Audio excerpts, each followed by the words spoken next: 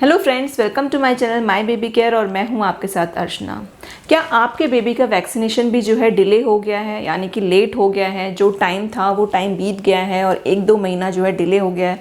तो ये जो टाइम है, इस टाइम पे सभी पेरेंट्स के मन में ये सवाल आ रहा है कि हमारे बच्चे का जो वैक्सीनेशन है, जो टीकाकरण करवाना था, वो देर से मतलब उसमें देरी हो गई है और काफ़ी टाइम जो है हो गया है, 1-2 महीना हो गया है और वो नहीं लगवा पा रहे हैं। तो देखिए, अगर हमारे बच्चे छोटे हैं तो सभी पेरेंट्स इस चीज़ को लेकर परेशान तो होंगे ही, क्योंकि वैक्सीनेशन जो है बेबी के लिए बहुत ज़रूरी है। वो बच्चों को कई तरह की बीमारियों से, कई तरह के इन्फेक्शन से जो है बच्चों को बचाता है। तो इस वीडियो को बनाना जो है बहुत ज़रूरी था, क्योंकि मैं समझ सकती हूँ कि काफ़ी सारे जो सवाल हैं वो मन में आ रहे होते हैं कि क्या क्या कर सकते हैं, क्या करना चाहिए इस टाइम पे।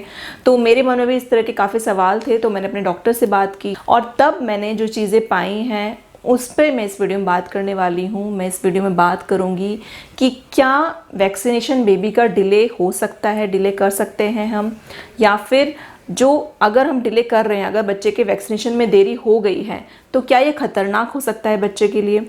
किन किन चीज़ों का ध्यान रखना चाहिए? या फिर अगर आप बेबी के वैक्सीनेशन के लिए जा रहे हैं, इस टाइम पे जो लॉकडाउन का टाइम है इसमें आप जा रहे हो बेबी के वैक्सीनेशन के लिए, तो हमें किन किन चीज़ों का जो है ध्यान रखना चाहिए? और इससे जुड़ी बहुत सारी ज़रूरी बातें बेबी वैक्सीनेशन की जो हैं उनके बारे में हम बात करेंगे। तो चलिए वीडियो स्टार्ट करते हैं।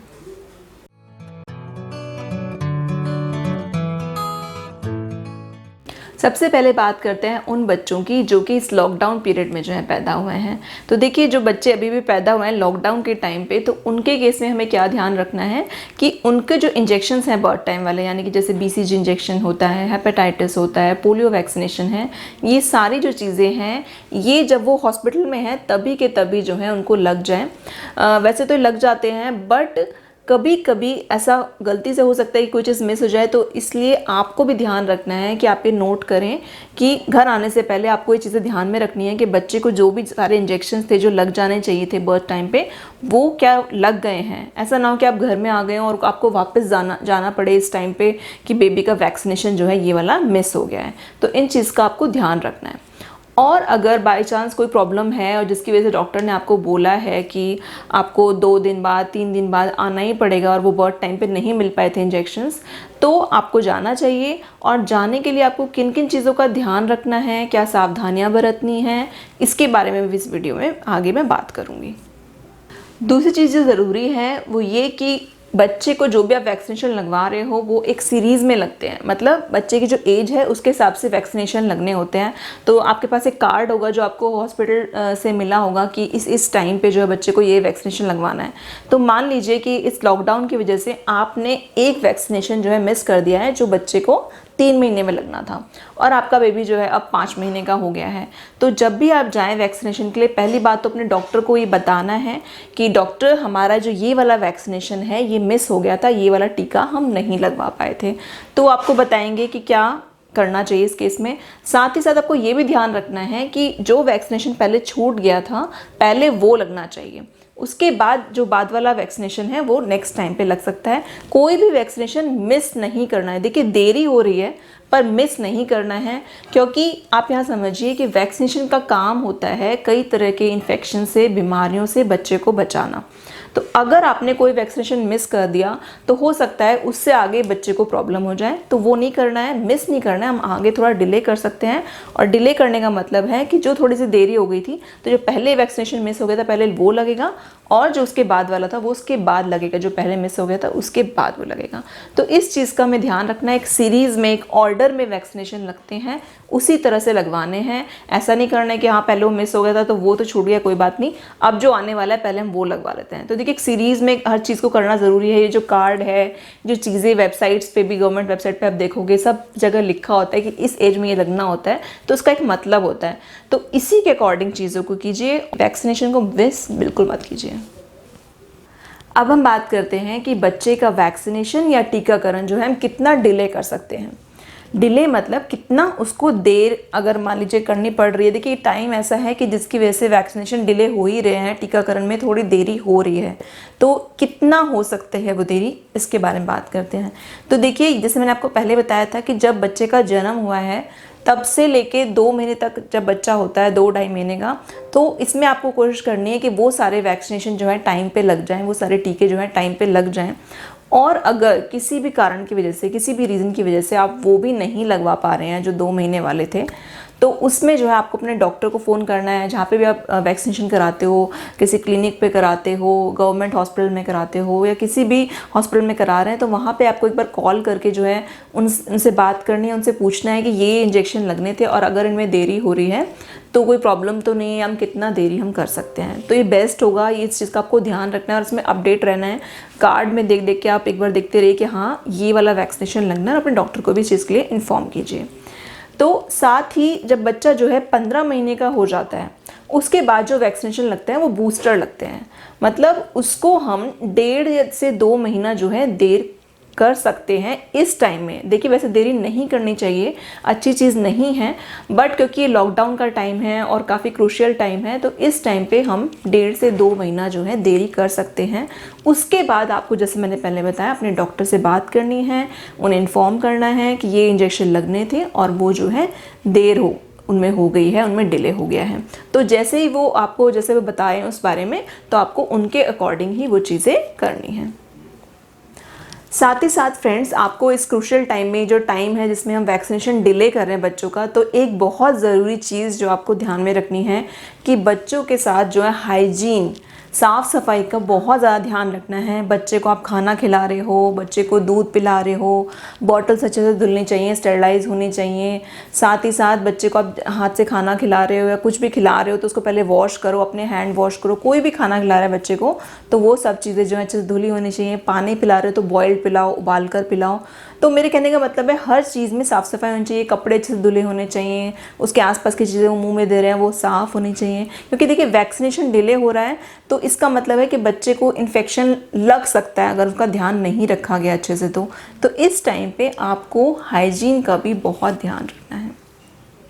तो फ्रेंड्स, अभी तक जैसे मैंने बात करी कि जो वैक्सीनेशन है बेबी के, वो कितने इम्पॉर्टेंट हैं, कौन कौन से ज़रूरी हैं, और इस लॉकडाउन में अगर वैक्सीनेशन डिले हो रहा है तो कितना डिले हम कर सकते हैं।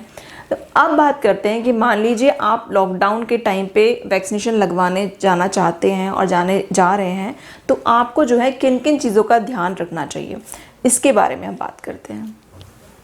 तो अगर आप इस लॉकडाउन के टाइम पे वैक्सीनेशन के लिए जाना चाह रहे हैं या टीकाकरण के लिए जाना चाह रहे हैं, तो आपको ये कोशिश करनी है कि कोई एक व्यक्ति जो है बच्चे के साथ वैक्सीनेशन के लिए जाए, चाहे वो मदर हो चाहे वो फादर हो। साथ ही साथ मैंने कई बार देखा कि बच्चे जो हैं दादा दादी नाना नानी इनसे काफ़ी अटैच होते हैं और वे ज़िद करते हैं कि हमें जो है इनके साथ ही जाना है। तो आपको ये ध्यान रखना है कि जो ज़्यादा एजेड लोग हैं, 50-55 ईयर्स से बड़े हैं या उसके आसपास के लोग हैं या जो बीमार रहते हैं ज़्यादातर, उनको ले जाना जो है आप अवॉइड करें।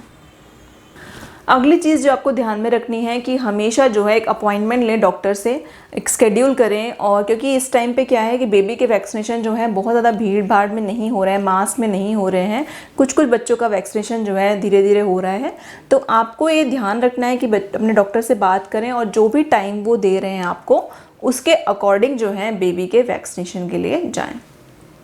अगली चीज़ जो ज़रूरी है कि अगर इस लॉकडाउन के टाइम पे आप वैक्सीनेशन के लिए जा रहे हैं तो आपको इस बात का ध्यान रखना है कि आपको मास्क ज़रूर लगाना है।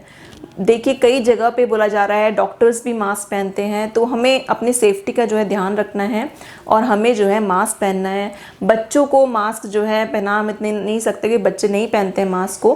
कोशिश करें कि अगर बच्चा जो है थोड़ा बहुत दुपट्टा वगैरह अगर मुंह के आसपास लगा रहे हैं तो उसको आप लगा सकते हो, पर आप जो है ध्यान रखिए क्योंकि हमें सेफ़ रहना है इस इन्फेक्शन से। तो जब भी वैक्सीनेशन के लिए जाएँ तो मास्क ज़रूर लगाएँ।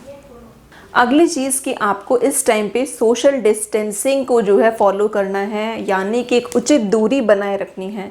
जब भी आप क्लिनिक पर या हॉस्पिटल पे वैक्सीनेशन के लिए जा रहे हैं और आपको लग रहा है कि काफ़ी भीड़ है या तो आपको ये ध्यान रखना है कि थोड़ी दूरी बनाए रखें, क्योंकि देखिए ये जो है आपको पता नहीं चलेगा कि किसको कोरोना इन्फेक्शन लगा हुआ है। तो आप अपने आप को सेफ रखिए और एक उचित दूरी बनाए रखिए, सोशल डिस्टेंसिंग रखिए।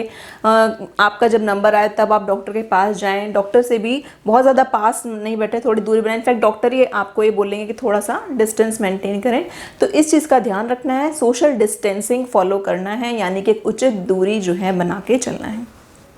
नेक्स्ट कि इस टाइम पे अवॉइड कैश ट्रांजैक्शन, यानी कि इस टाइम पे नकद को जो है आप अवॉइड कीजिए। जब भी आप डॉक्टर के पास जा रहे हो वैक्सीनेशन के लिए, बेबी वैक्सीनेशन के लिए, तो आप ही कोशिश कीजिए कि आप पेटीएम से पे कर दीजिए, या बहुत सारी जो चीज़ें आ रही जिनसे आप पेमेंट कर सकते हो उनका यूज़ कीजिए। पैसे का जो लेन देन है वो मत कीजिए, क्योंकि इससे जो है काफ़ी ज़्यादा इन्फेक्शन होने के चांसेस होते हैं, क्योंकि जो हमें नोट मिलते हैं तो उससे भी वायरस जो है फैल सकता है। तो आपको ये चीज़ ध्यान रखनी है। अगर आप कर सकते हैं तो इस चीज़ का ध्यान रखें कि आप जो पेमेंट कर रहे हैं, आप डॉक्टर के पास जहाँ आपको पेमेंट करना है, तो कोशिश कीजिए पेटीएम है, जो भी दूसरी ऐप्स हैं उनका यूज़ कीजिए।